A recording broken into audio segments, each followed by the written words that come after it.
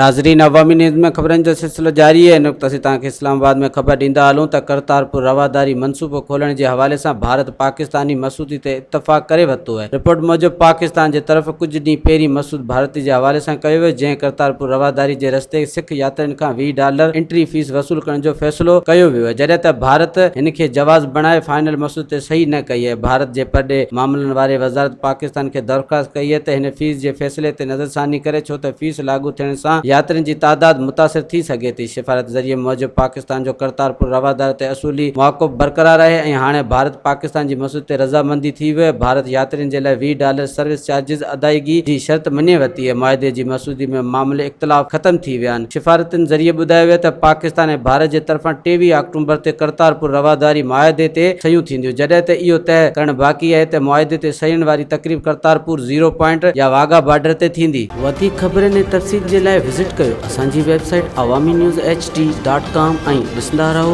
Awami news HD।